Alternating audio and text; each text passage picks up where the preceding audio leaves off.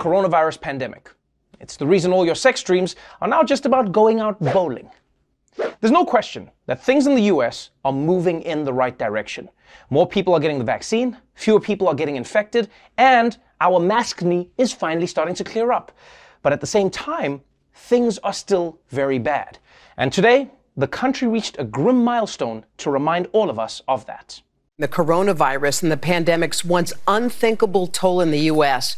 More than 500,000 lives lost in less than 1 year. The first reported fatality came on February 29th. 3 months later, it was 100,000 dead. And then by mid-September, the death toll climbed to 200,000 and surpassed 300,000 by mid-December. But then came the deadliest period in the pandemic, 400,000 deaths on January 19th. And now, just 1 month later, here we are, 500,000 COVID deaths in this country.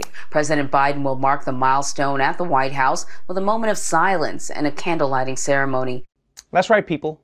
500,000 COVID deaths.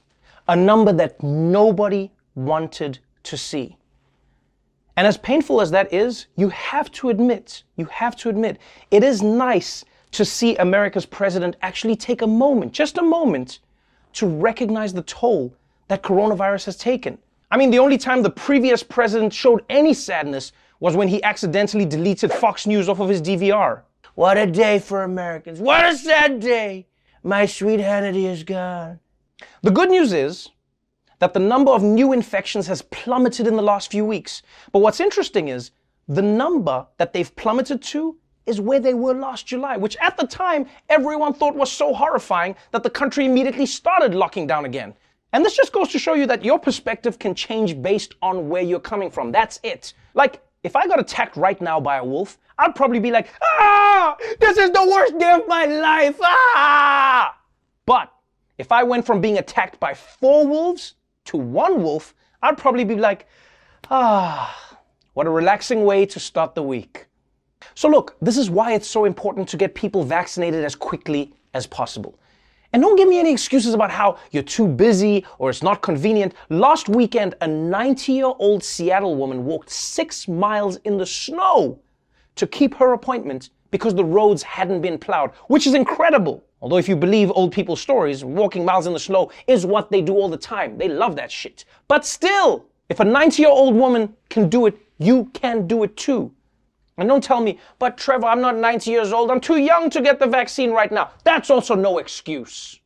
A strange story now showing the lengths 2 Florida women were willing to go to get the vaccine.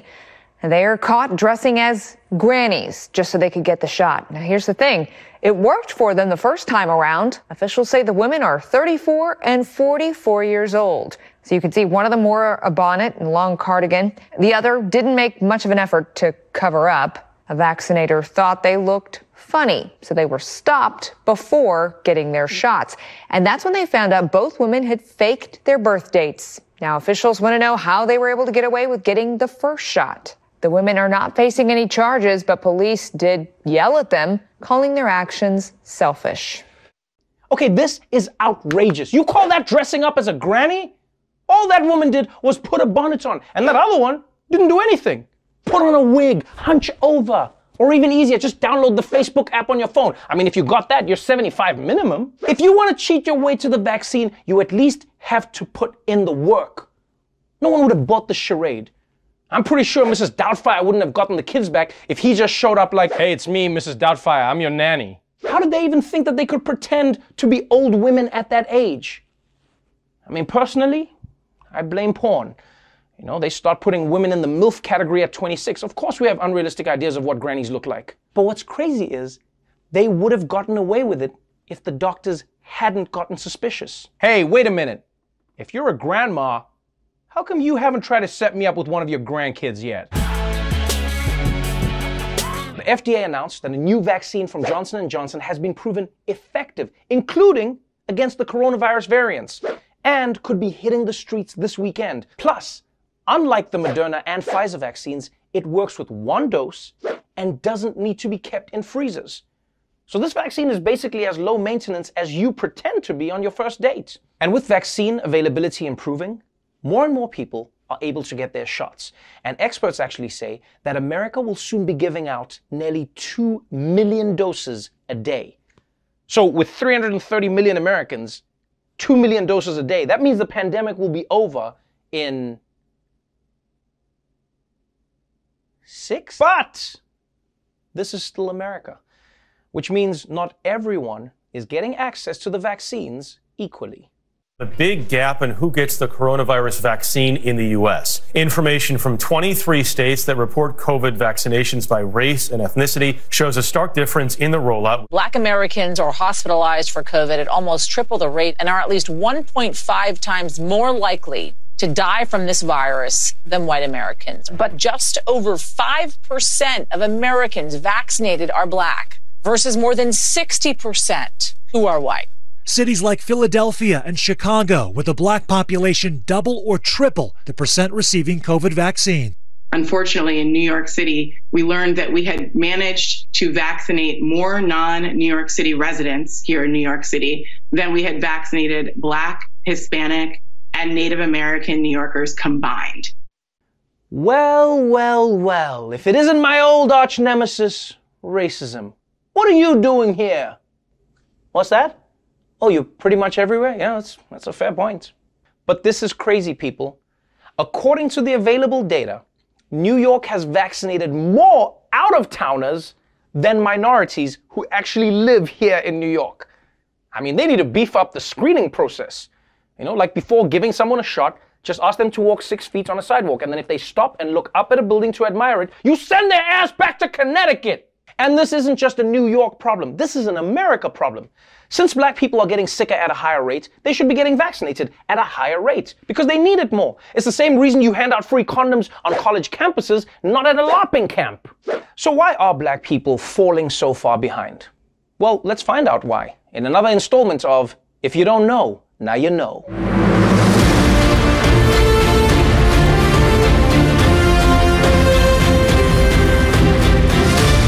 There are two universal truths to living in America. One, every holiday is a mattress sale in disguise. And two, the wealthier you are, the easier it is to access life's necessities. And unfortunately, that's one big reason why black people are having a hard time getting the vaccine. Race and income really determine your access to resources, and that's no different with COVID. Studies show more than 30% of black adults don't have broadband internet, leaving many without information online about where and how to get vaccinated. If you don't have great high-speed internet, you don't have a computer, how can you jump in line to make an appointment? Black residents are significantly more likely than white residents to live more than a mile from the closest vaccination facility. Researchers also found black people are less likely than whites to live near a pharmacy, clinic, hospital, or health center that can administer COVID-19 vaccines. Over 50% of the Chicago black communities were so-called pharmacy deserts, low-income neighborhoods where pharmacies are far from the population and people don't have regular access to vehicles, compared with just 5% in white communities. San Francisco's pharmacy desert is zip code 94124. 92% of the population is black and Hispanic, and there's only one retail pharmacy for the more than 35,000 people who live there. Where do they go if they don't have a personal or primary care physician? And the answer in many cases is there's nowhere to go. That's right. Many black neighborhoods don't even have a pharmacy.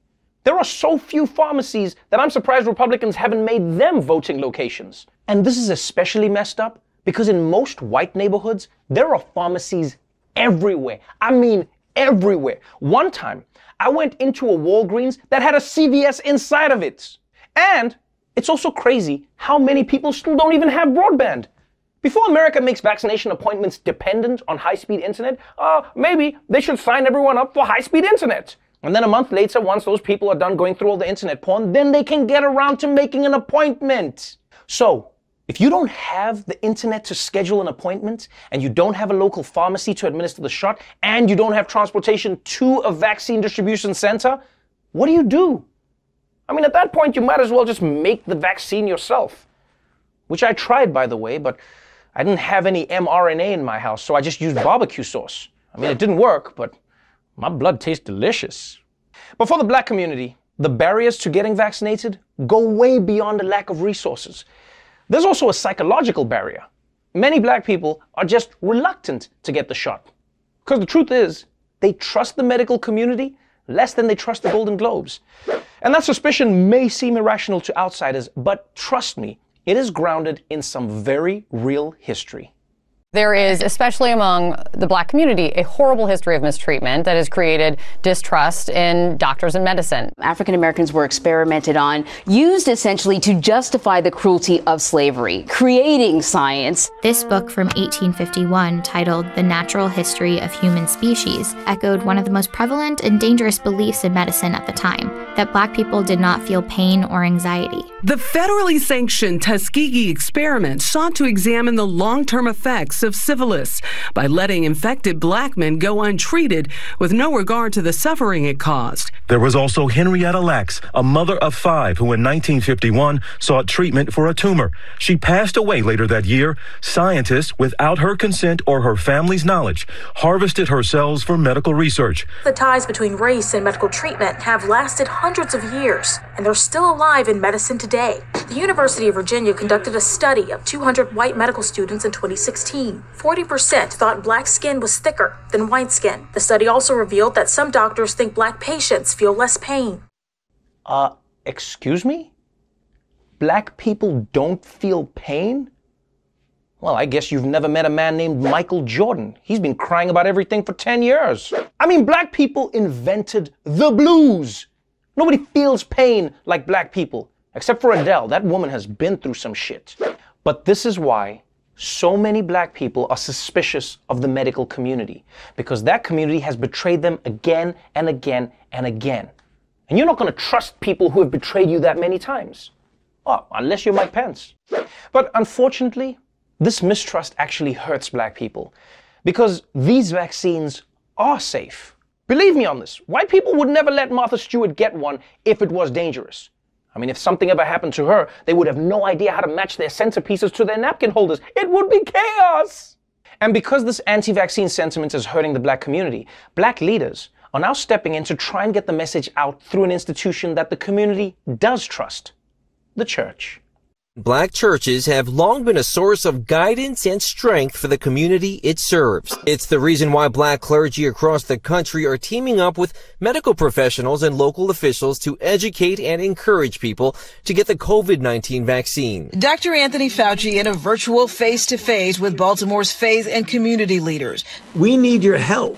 Part of a strategy aimed at getting a message in to the black community. On Friday, black pastors from several Boston churches received their first round of the Moderna COVID-19 vaccine. They're also here to educate and reassure the minority community the vaccines are safe. Reverend Liz Walker says she preaches about 3 things: truth, love, and lowering anxiety. Her focus now is spreading the truth about the vaccine. Half her congregation says they won't take it. Some believe God will save them. I always respond that, yes, you should put your trust in God. But remember, God uses doctors. That's right. God uses doctors. I mean, not all doctors. You know, Dr. Phil is the devil's work. But doctors who are actually doctors, well, they're doing the Lord's work. And props to people like Dr. Fauci for speaking to black churches and for not doing that thing that white people do when they visit a black church, where they start talking like Martin Luther King Jr. And I can tell you that we as a people will get to herd immunity. Hey man, you can just use your normal voice. Oh, thank God. Oh, my voice was killing me. And if you ask me, black church is the #1 place to reach black people. I mean, the only other place that would make sense is a Versus on Instagram and a black barbershop. But that one wouldn't work, because then they just get sidetracked debating which vaccine is the greatest of all time. Nah, man, listen up. Polio is the greatest vaccine of all time. The hell it is, man. What about mumps? Mumps? Man, don't bring that mumps bullshit into my shop. Look, the point is, encouraging vaccination through the church is a great idea. It's actually something that The Daily Show wants to get behind, which is why we asked Pastor Roy to help us out. Thank y'all for logging on to the Lord this morning. It has come to my attention that some of y'all are looking at the COVID vaccine the way Jesus looked at Judas during the Last Supper. Suspicious. And look, I understand that the medical community has done unholy things to black people, but I'm here to tell you to put your trust in the trinity of Moderna, Pfizer, and Johnson & Johnson. Because if you get the Rona, Jesus can't put his hands on you. He's social distancing. So I want you to let Jesus and that vaccine into your soul, or at least into your left shoulder. Look, I don't think y'all hit me. I said I want you to let Jesus and that vaccine into your soul. See, I need some help in here. Somebody get me my soldiers of the Lord. I want you to baptize yourself in the healing waters of the vaccine. Get your vaccine. Get your vaccine. Push out the Antichrist and let in the antibodies. Water in the wine. Vaccine in the mind. Water in the wine. Vaccine in the mind. I want you vaccine atheists to believe. Preach, brother. Do not be led astray by false Facebook prophets. Don't listen to your Uncle Fred. He is not a doctor.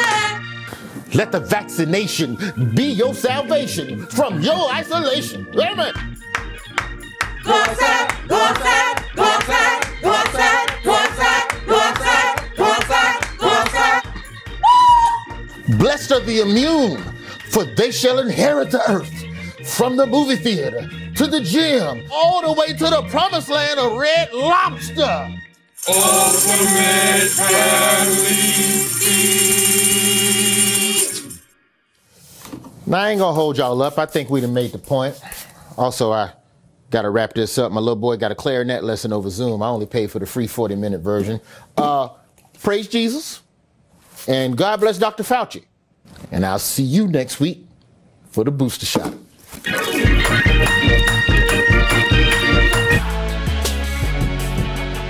The coronavirus vaccine, aka Zoom's worst nightmare. For many people, the vaccine is still too hard to get, which is why some Floridians are really pissed off that their governor appears to be playing favorites. The vaccine rollout in Florida surrounded a new controversy tonight. Governor Ron DeSantis is accused of playing politics with the coronavirus vaccine. A state COVID vaccination site popped up in a very wealthy, exclusive neighborhood, and many Florida residents want the governor to keep vaccine distribution fair. Listen to Governor DeSantis. You know, I'll tell you what, I mean, I wouldn't be complaining. I'd be thankful that we're able to do it because you know what? We didn't need to do this at all. We saw a need. We want to get the numbers up for seniors. He struck a deal with a Republican donor of his who had developed a largely white Republican community and a Republican elected official. He basically sent additional vaccine to Republican voters. Okay, I know this sounds bad, but if you ask me, the most hardcore Republicans should be vaccinated first. Yeah, I said it. Because think about it. They're the ones going into bars without masks and feeding each other mouth to mouth like baby birds. If we vaccinate their asses, it'll stop them from infecting the rest of us. And look, I get that people are upset that DeSantis may have given preferential treatment to his supporters. But if that's true, can you blame the man? I mean, guys, if I got extra doses of the vaccine, I would also give them to my friends. Maybe the blame should be on all those poor black people who never made the effort to be friends with Governor Ron DeSantis. I mean, maybe if you people had taken the time to say hi, or ask him how he was doing, or donate $1 million to his campaign, maybe you wouldn't be in this situation.